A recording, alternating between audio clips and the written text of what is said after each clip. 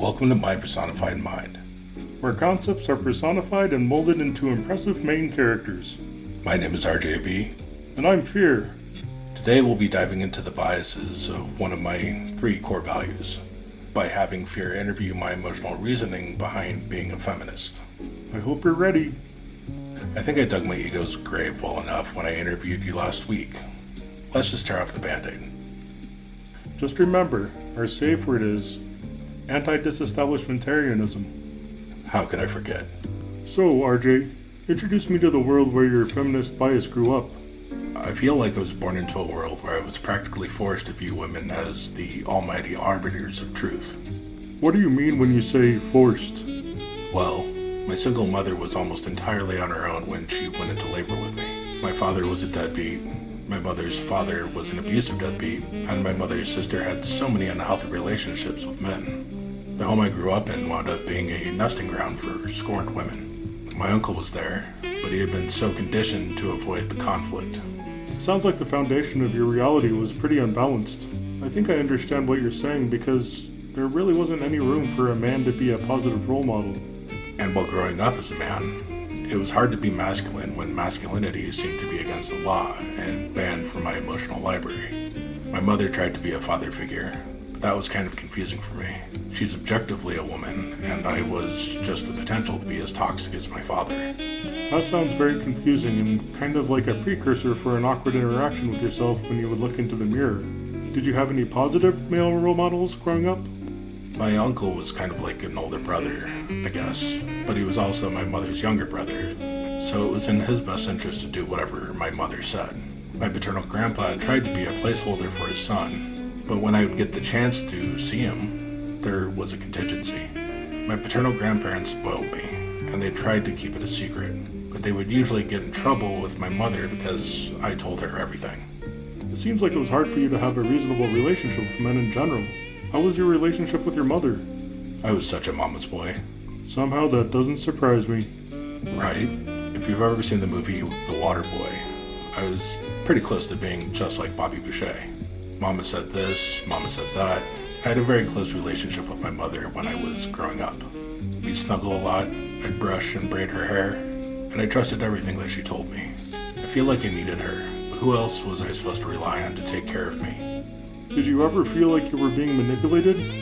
Or did you love her so much that you just agreed with everything that she said, without question? Well, to be fair, my first word was no, but there was no doubt in my mind that my mother was a very smart woman. It wasn't until recently that I realized that she needed to be smart to survive and raise me on her own, even if that meant feeding me with disinformation for the sake of protecting me and herself.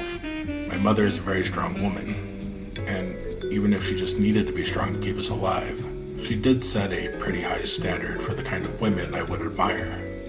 I'm sure Freud would have something to say about that. It almost seems like you let your mother take the wheel when deciding your best interest.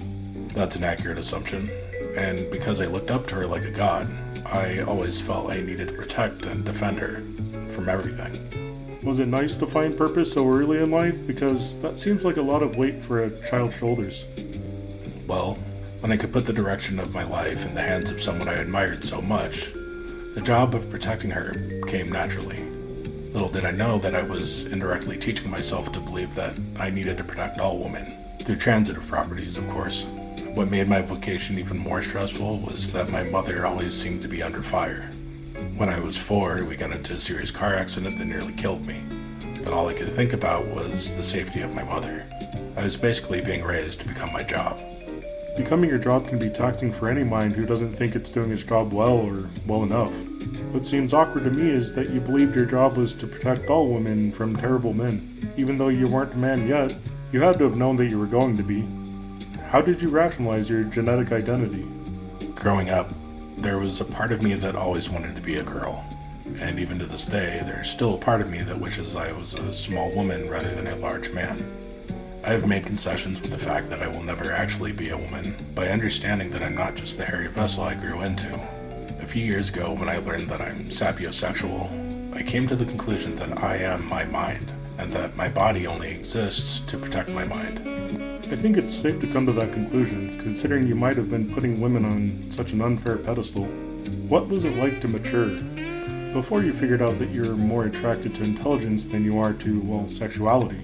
It was very difficult, to say the least. I never really fit in with guys I grew up with, and I always felt awkward around women. Even before I was sexually attracted to women, I found them confusingly fascinating. I was confused because I thought my fascination with women equated to my physical attraction, and that made it even more awkward. I could only imagine. It can be hard to imagine being specifically just friends with someone of the opposite sex, when procreation seems to be the main part of a life's equation. Were you ever able to have just a female friend without trying to turn it into a relationship? Not really, but I guess I never really got a chance to see what that kind of relationship would look like. I was convinced that I wanted to be someone better than my father, and I think that's why I always tried to turn my friendship into relationships. That does seem like a reasonable way to rationalize who you needed to be. I guess so. I felt in debt to women, and I said sorry a lot because I was under the impression that my father was bad, but I never understood why he was, so I guess I just did the opposite of what I thought he would do. I think a lot of my internalized guilt grew from the toxic relationship I had with my father. Being an impressionable youth kind of condemns you to the morals and standards that nurtured you, to believe that all men were like your father. Do you think it was fair to condemn other men to his designation, much less condemn yourself because you were going to be a man eventually? Honestly, I do think I was justified to distrust men. No man I have ever met, well, besides one, has ever allowed me to feel safe enough to close my eyes when we were together. I might have just been really unlucky with men. I might have held men to a higher standard. Or maybe I never really liked men because there was nothing interesting about them. Regardless, I always believed women are infinitely more impressive. You're not wrong. Women are very impressive, but everyone's perspective is a little different. How have women impressed you so much that makes your perspective unique? Well, besides my mother being an impressive iron fist, I've always found women to be extraordinarily resilient. Their unique ability to rise above adversity and depression is awesome because they're always fighting more than one perpetual battle at a time. Women have been fighting systemic misogyny since the beginning, and it seems like they rarely ever choose violence. Choosing violence to end a conflict is very old hat, because violence begets violence. Finding compromise through understanding and empathy is not only effective, it's more lasting. And men hate it when women prove they can solve anything without violence. You say that women don't usually choose violence, but I know some of your favorite movies and TV shows have violent women as the protagonist. Why do you think that is? I'm glad you brought that up because when a woman can make a man question his manhood, I get chills down my spine. Men inherently believe that they are stronger than women, but when little girls like Arya Stark from the Game of Thrones or Laura from Logan can make men question their manhood, there's nothing else that makes me giggle more. I've always loved strong female characters, including the actresses that play them so very well. I completely agree.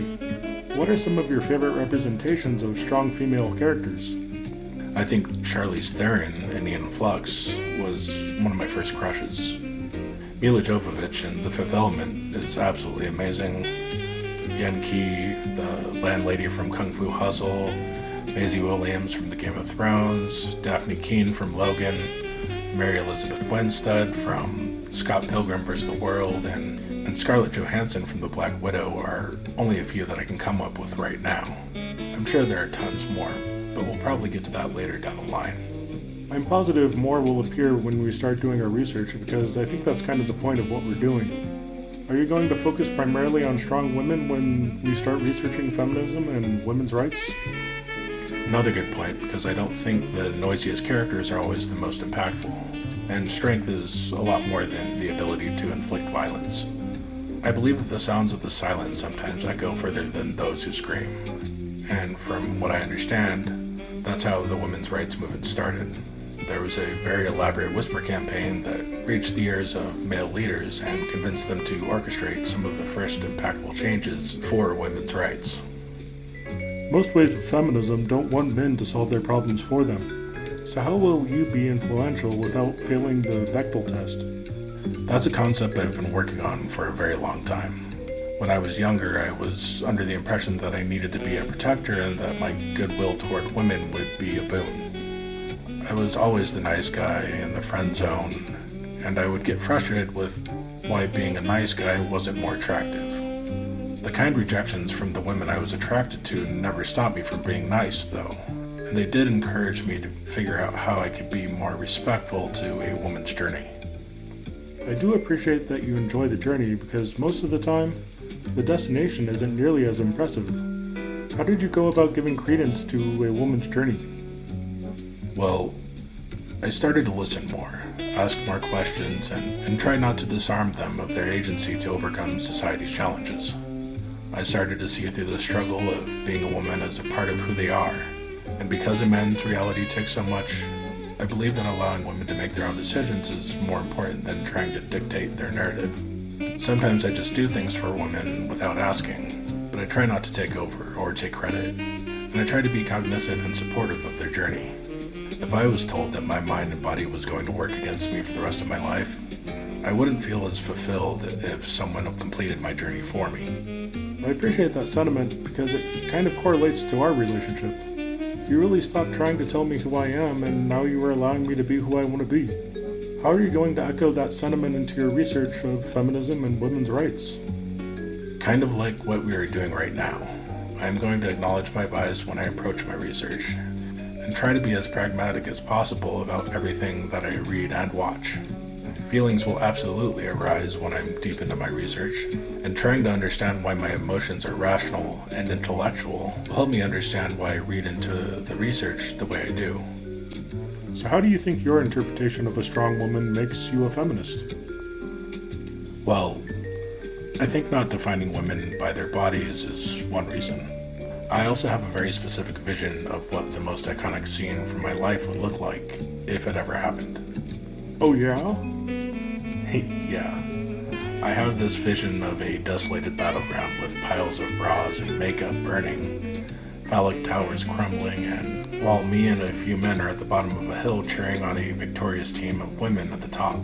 The women all have buzz cuts, baggy clothing, and workers' boots pinning down the bodies of the men who have tried to dictate their lives.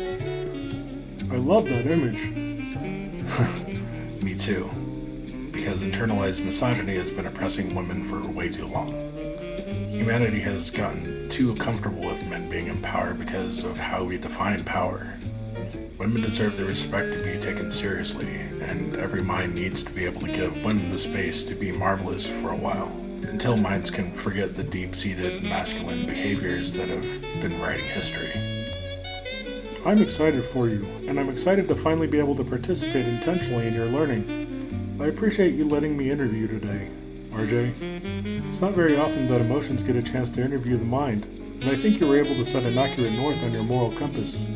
I see what you did there. Thanks for having me, Fear. Round 2 next week? Sounds like a good plan. Individuality will be an interesting value to cover, but always remember, Be smarter than your brain. and react responsibly.